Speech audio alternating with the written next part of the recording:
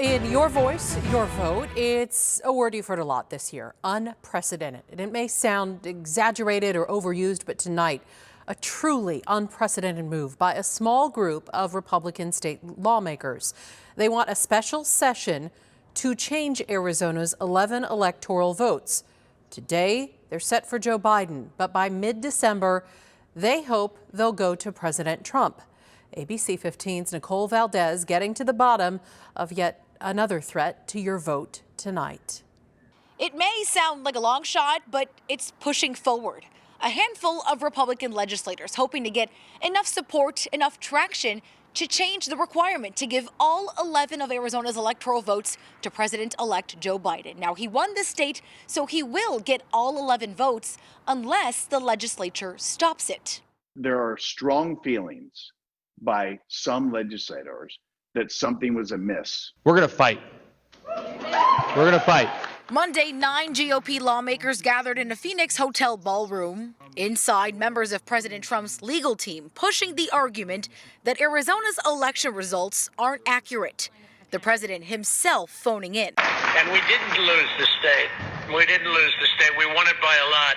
With no facts to support their belief that the election was stolen, with 3 court cases lost, with the vote officially canvassed and signed by Democratic Secretary of State Katie Hobbs and Republican Governor Doug Ducey, Oro Valley Representative Mark Fincham presses on. I hope that out of this, besides calling for a special session, which I am doing right now, I believe that it's time for our Attorney General and the U.S. Attorney to start perp walking some people.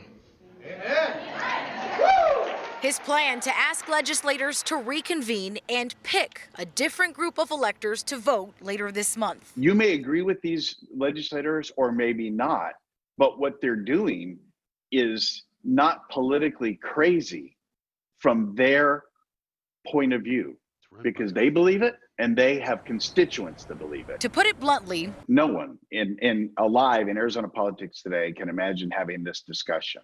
GOP strategist Dan Barnes says it's not impossible, but also not realistic. And you would need a majority, in fact, a supermajority, in order to move lawfully, constitutionally through the process. There are 30 members of the state Senate and there are 60 members in the state House, and it takes 20 and 40 to do that.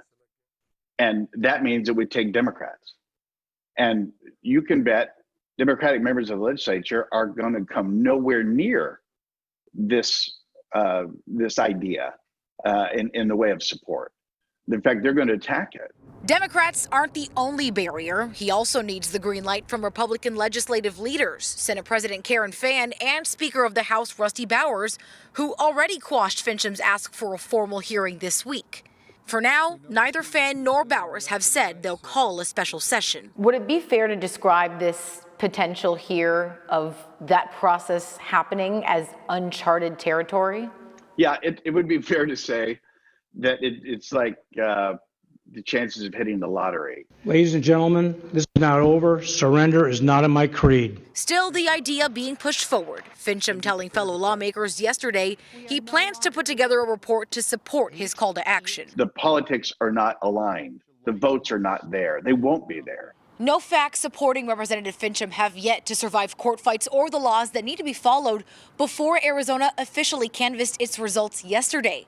For now, 1 court case left to go, but if that fails and there is no special session to undo the election, Arizona will cast its 11 electoral votes for Joe Biden on December 14th.